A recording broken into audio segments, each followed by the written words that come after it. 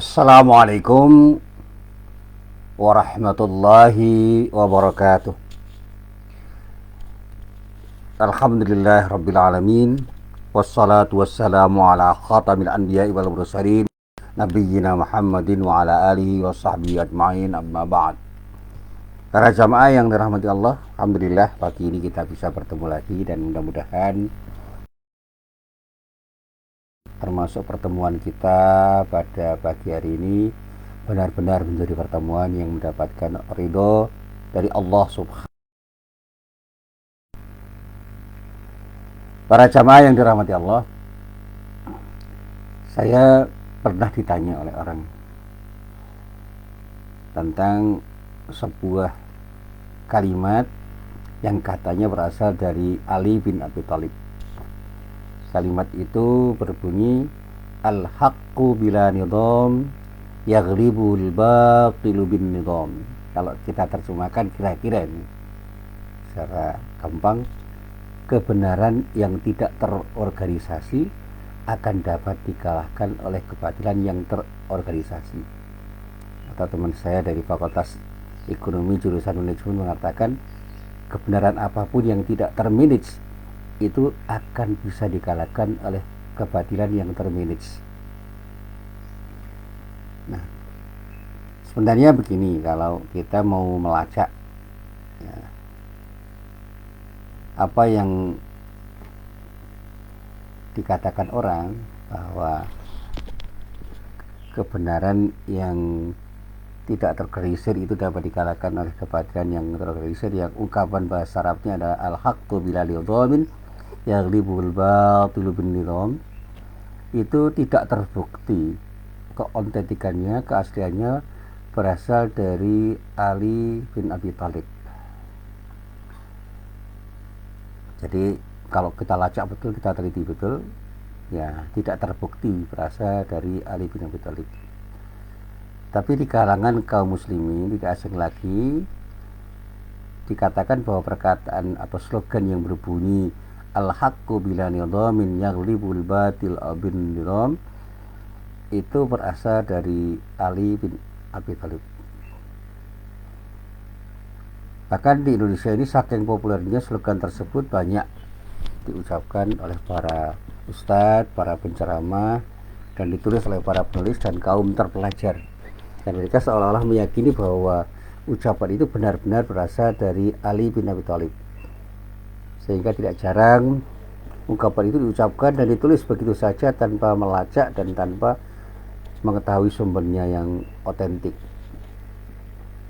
Nah, sebenarnya saya juga ingin menulis tentang sesuatu yang terkait dengan ucapan itu, dalam arti untuk meneliti sejauh mana ungkapan itu memang berasal dari Ali bin Abi Thalib atau tidak. Ya, sekedar untuk mengklarifikasi, ini disebut klarifikasi ilmiah.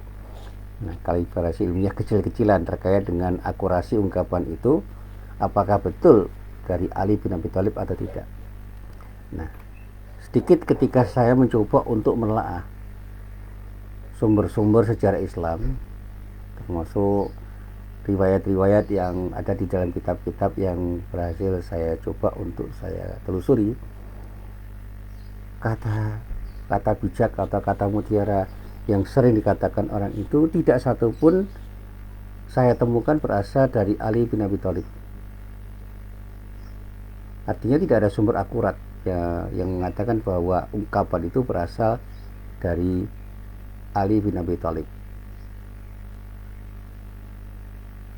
Memang kalau kita sekedar membuka di internet, kita akan menemukan bahwa ungkapan itu adalah ungkapan yang berasal dari Ali bin Abi Thalib.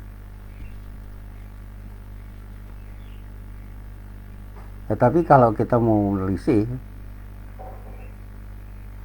ungkapan itu sebenarnya adalah ungkapan yang berasal dari banyak orang yang dinyatakan, diasumsikan atau dianggap berasal dari Ali bin Abi Thalib radhiyallahu anhu. Nah, saya pernah mendapati satu sumber yang mengatakan bahwa kalimat al-haqqu bila nidhamin yaghlibul batil bin nidham adalah perkataan Mustafa Sabri Afandi yang hidup pada abad ke-20. Jadi ya, beliau itu dikatakan wafat pada tahun 1954. Seorang ulama dari Turki. Sementara sumber yang lain menyatakan bahwa tidak terdapat bukti otentik yang menegaskan perkataan itu berasal dari Ali bin Abi Thalib, tetapi tidak menyatakan dari siapa.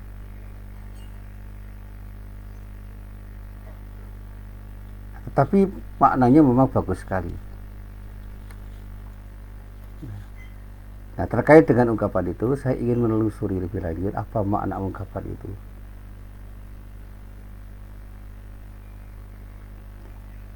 Yang pertama ingin saya katakan bahwa ketika kita itu memperjuangkan kebenaran, tetapi tidak kita manage dengan bagus, dengan baik, dengan benar, biasa saja kandas di tengah jalan.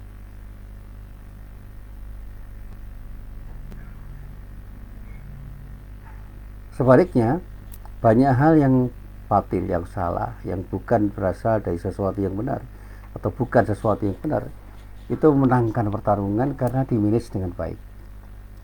Dan itulah yang selalu saya sampaikan.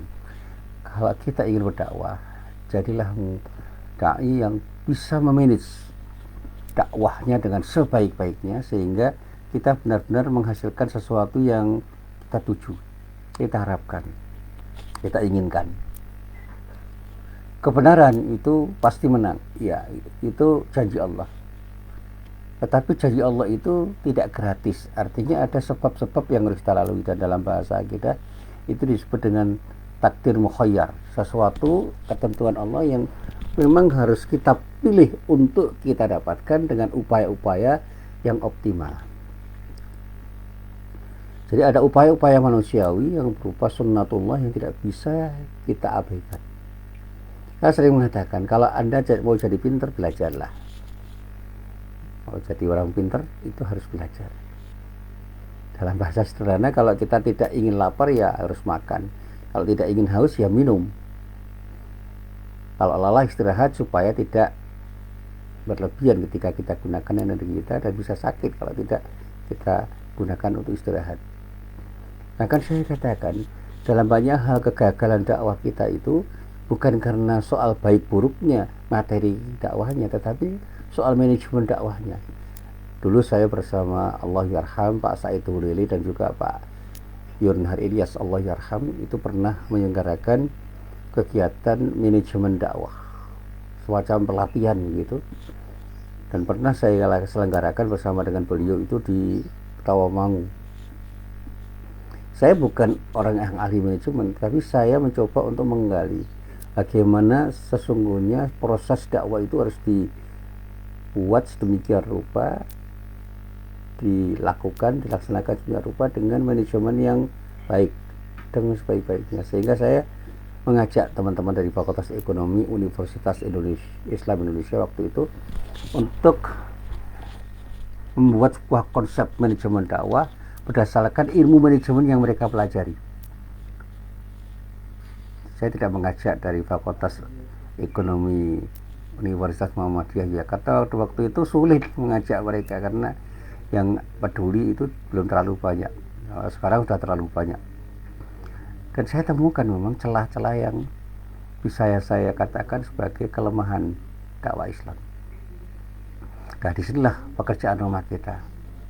Nah, para jamaah yang dirahmati Allah, saya ingin meneruskan apa yang ditanyakan oleh teman saya itu dari bacaan saya mengenai dunia pewayangan. Ini saya cerita dulu. Di dalam kisah pewayangan itu ada simbol kebenaran yang penuh dengan keberanian, yaitu figur yang diwakili oleh Gathotkaca. Gathotkaca itu adalah figur yang dipersonifikasikan sebagai figur yang selalu bersedia dengan tulus untuk membela kebenaran dimanapun dan kapanpun dia berada. Sekaligus dia itu punya sikap rendah hati.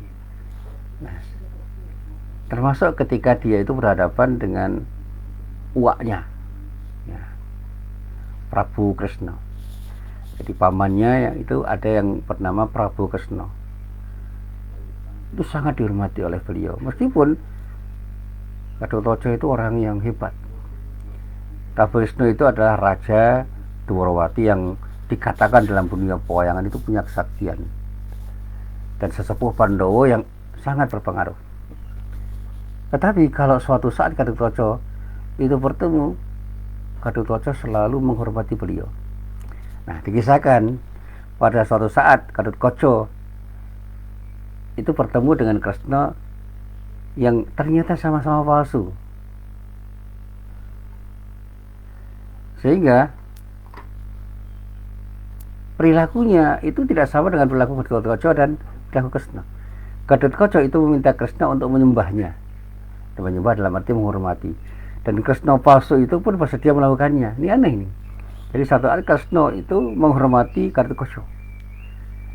Nah, ini sebuah anomali itu. Kalau bahasa masyarakatnya itu kok aneh itu.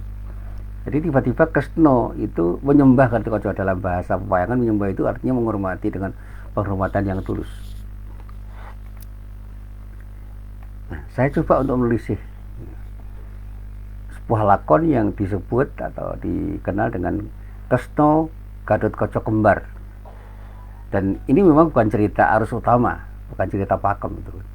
Cerita carangan dalam Mahabharata yang menyungi cerita pewayangan sebagaimana cerita dalam Ramayana. Tetapi sebagaimana halnya cerita-cerita carangan atau kubahan lain, lakon-lakon seperti ini bisa memperkaya bangunan utama pewayangan dengan variasi-variasi yang luar biasa hingga pada para pencinta atau yang disebut dengan pemerhati yang oleh para tulis itu disebut sebagai Keneise.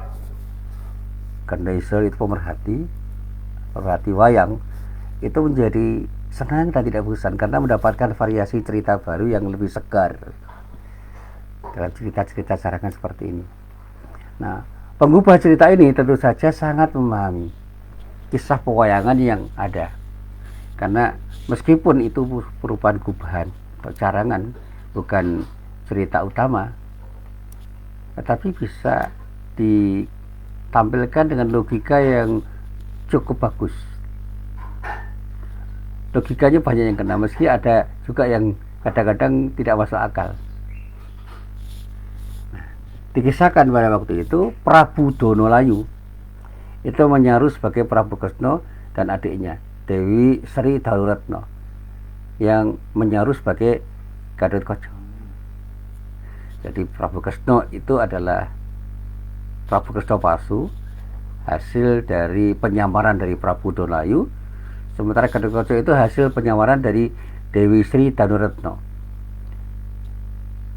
Dan aksi mereka itu berlangsung mulus karena pada saat itu terjadilah aksi pencurian. Jadi Kresna palsu itu bisa memboyong Sembodra karena para staf dan pengawal Madukara tidak bisa menghalangi Prabu Kresna mengajak Sembodra, adiknya sendiri. Jadi Pramoda itu adiknya Kresna, ke Dwarawati guna mengobati rasa rindu istrinya kepada Sembodra. Nah, upaya Larasati dan pengawal lain untuk mencegah aksi Kresna itu tidak berhasil.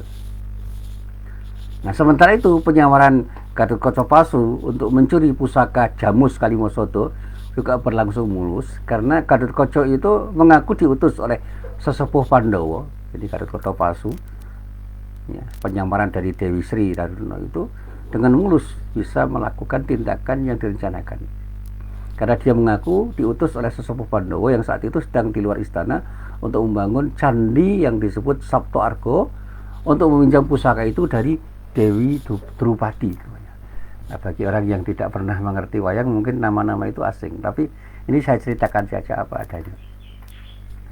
Dan untunglah Kresna asli itu selalu tanggap waskita dalam bahasa Jawa, selalu waspada betul.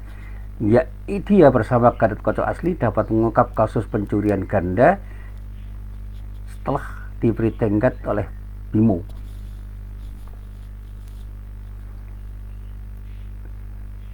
Bimo itu nama populer, ya. Kalau orang mengatakan ada Kuduru. sebelum berhadapan dengan tokoh yang dipalsukan, Kresna dan Gatotkaca palsu ya terlibat adu mulut sebelum mencapai kesepakatan atau deal, di mana Kresna menjadi saudara muda Gatotkaca, hingga manakala di depan umum ia harus mengaturkan sembah kepada Gatotkaca. Jadi Kresna dan Gatotkaca palsu itu terlibat adu mulut, padu dalam bahasa Jawa, sebelum mencapai deal atau kesepakatan, di mana Kresna itu menjadi saudara muda Gatotkaca, hingga manakala di depan umum dia harus mengaturkan sembah dan menghormati Gatotkaca. Nah, kelucuan itu muncul pada saat masing-masing bertemu dengan yang asli. Jadi satu saat kelucuan itu muncul pada saat Kresna palsu dan Gatotkaca palsu itu bertemu dengan Kresna dan Gatotkaca asli. Nah, Gatotkaca itu menagih kesanggupan Kresna untuk menyembah dirinya saat bertemu, ini Gatotkaca yang palsu terhadap Kresna yang palsu itu, untuk menyembah dirinya saat bertemu. Tetapi tentu saja Kresna asli itu menolak itu. Kresna asli itu menolak itu. Jadi Gatotkaca itu ternyata bukan Gatotkaca yang asli, dan dia tidak kenal Kresna. Jadi tiba-tiba ketemu Kresna, menagih kesanggupan Kresna untuk menyembah atau menghormati. Tapi tentu saja Kresna yang asli itu menolak, karena bukan sesuatu yang harus dia lakukan. Dan justru inilah kunci untuk mengetahui bahwa Gatotkaca yang dia hadapi itu adalah Gatotkaca palsu. Demikian pula saat Gatotkaca asli menemui Kresna palsu, nah, ini terjadi suatu kelucuan saat ia ingin mengaturkan sembah.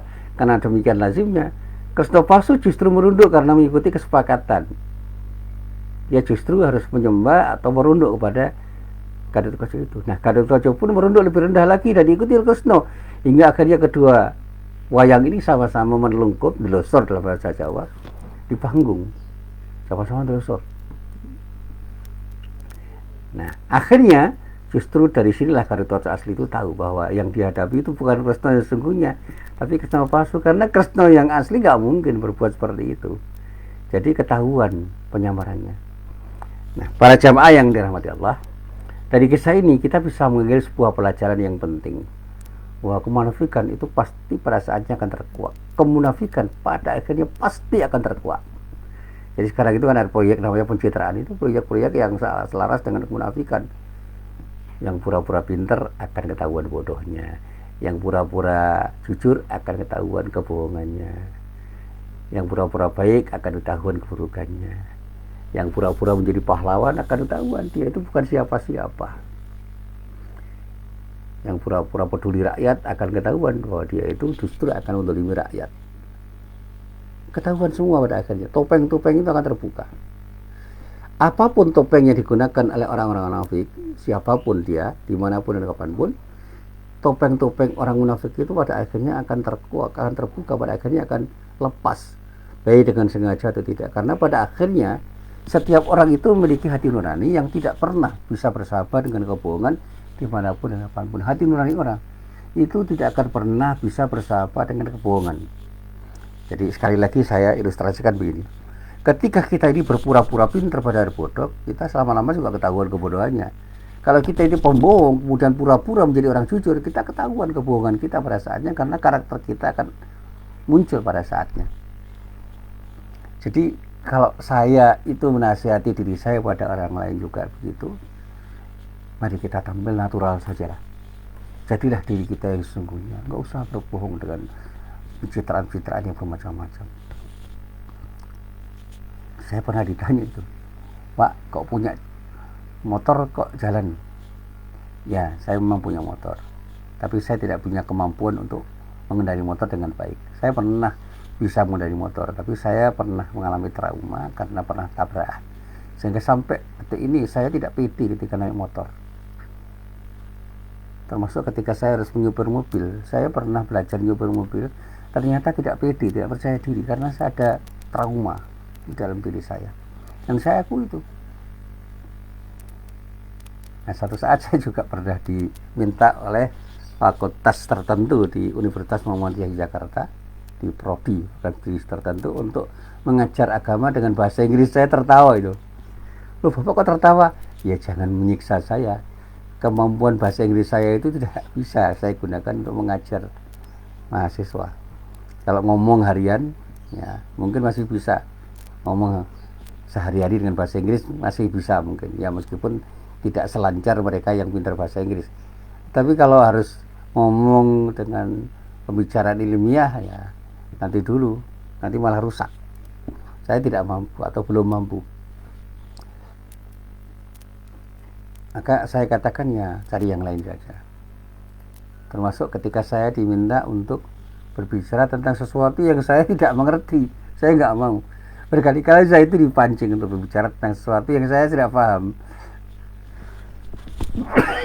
Saya katakan, maaf saya nggak paham, saya kalau bicara tentang masalah itu bukan sesuatu yang pernah saya pelajari. Cari yang lain saja. Nah, para jamaah yang dirahmati Allah, sekali lagi, apa yang saya sampaikan itu bukan untuk apa-apa, ini sebagai ibrah saja. Jangan pernah kita itu membohongi diri kita dan membohongi orang lain dengan pencitraan-pencitraan yang bermacam-macam. Akhirnya ketahuan. Kalau kita bodoh, ya katakan kita bodoh. Kalau kita miskin, katakan kita miskin. Kalau kita bukan siapa-siapa, jangan memerankan diri sebagai siapa-siapa. Dalam arti begini, jangan berpura-pura lah. Nanti ketahuan malu sendiri.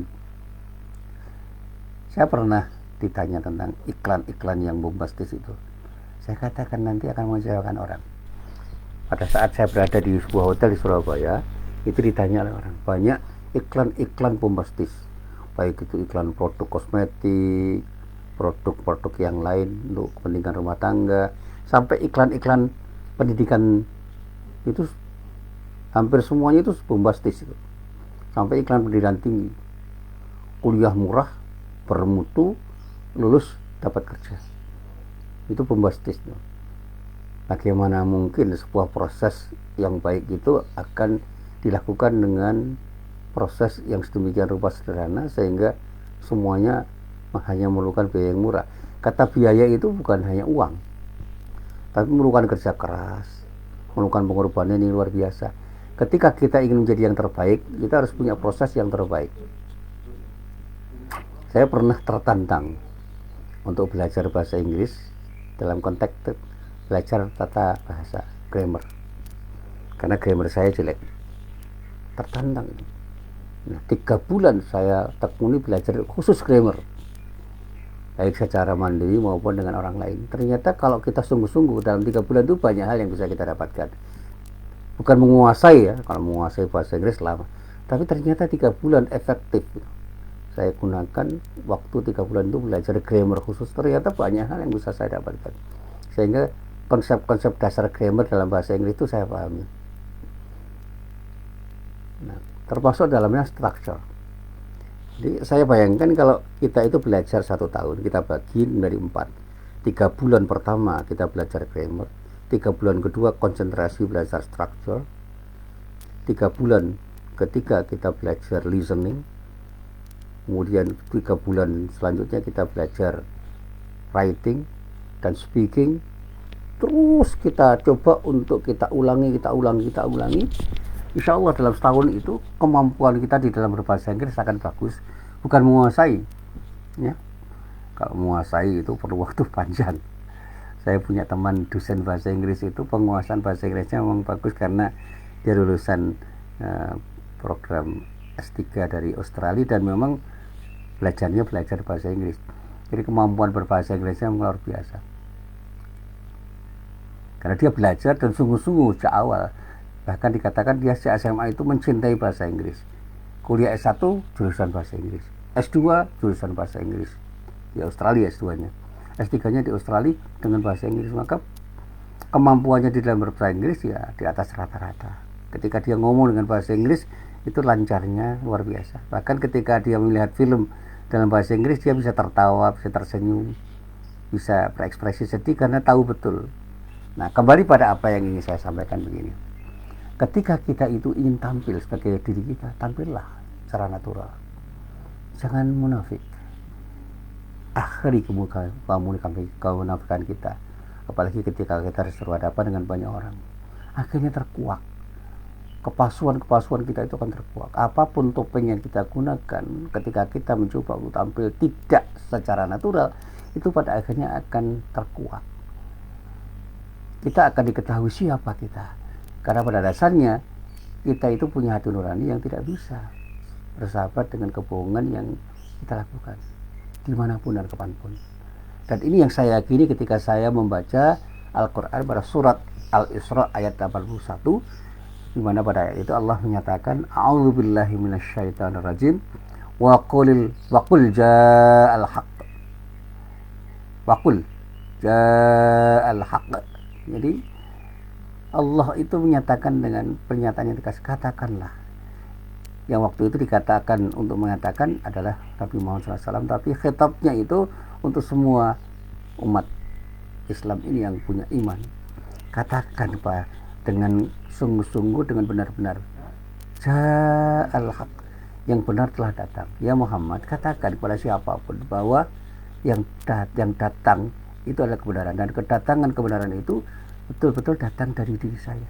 Yang benar telah datang. Wa zahaqal batil, dan yang batil telah lenyap. Nah, setelah saya mencoba untuk mempelajari tafsirnya, ayat ini adalah ayat untuk memberikan pelajaran bahwa pada saatnya kebenaran itu pasti akan menang dan kebatilan itu akan kalah. Innal batila kana zahuqa. Sesungguhnya yang batil itu adalah sesuatu yang pasti lenyap. Artinya apa? Ketika kebenaran itu sudah datang, kebatilan itu akan lenyap dengan sendirinya karena kebatilan yang datang itu. Jadi kedatangan kebenaran itu akan melenyapkan kebatilan. Tetapi saya katakan tidak serta-merta kebatilan itu akan hilang karena kedatangan kebenaran, karena kebenaran itu harus kita perjuangkan. Qulil haq wa in kana murran. Katakan yang benar meskipun pahit, itu kata Rasulullah. Kita harus berani mengatakan yang benar itu benar, yang salah itu salah, dan memperjuangkan kebenaran itu untuk melawan kebatilan dimanapun kapanpun. Dan ini jihad. Akan ada suatu hadis yang dulu pernah saya sampaikan, salah satunya yang diriwayatkan oleh Imam At-Tirmidzi yang terkait dengan jihad. Inna minal jihadil akbar. Sesungguhnya jihad yang paling besar itu kalimatu haqqin inda sultanin jair. Ialah kalimat yang benar, perkataan yang benar di hadapan penguasa yang lalim.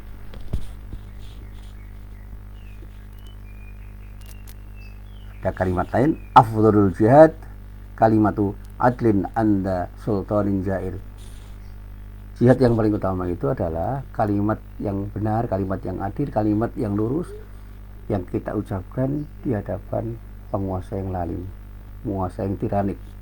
Nah, ketika kita itu berjumpa dengan penguasa yang lalim seperti Fir'aun, bayangkan kita ini seperti Musa, betapa berat dia berhadapan dengan Fir'aun. Fir'aun sebagai pribadi dia sudah meninggal, tapi karakter-karakter Fir'aun itu bisa akan datang dimanapun dan kapanpun, di wilayah manapun, dalam waktu yang tidak terbatas. Sehingga ketika kita itu menjadi Musa yang berhadapan dengan Fir'aun dengan karakter Fir'aun yang pernah dihadapi Musa, tidak mudah kita berhadapan. Kita bisa menjadi orang yang terancam, kita menjadi orang yang akan sulit untuk tenang di dalam hidup karena apa? Selalu dikejar-kejar oleh Fir'aun dan bala tentaranya. Dan sampai kapanpun hal ini akan terjadi, dan pada saatnya seorang Musa itu harus punya keberanian untuk mengatakan yang benar itu benar dan yang salah itu salah, dengan risiko apapun. Nah, persoalan yang kemudian saya pertanyakan, ada nggak orang yang berani melawan Fir'aun sebagai Musa kontemporer untuk melawan Fir'aun kontemporer?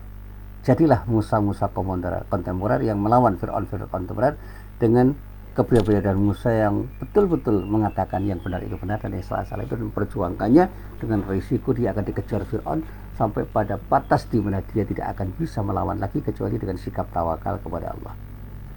Sikap tawakal Musa itu yang kemudian menghadirkan pertolongan dari Allah, sehingga Allah menyelamatkan Musa dan menenggelamkan Fir'aun di laut yang luas. Nah, endingnya begini.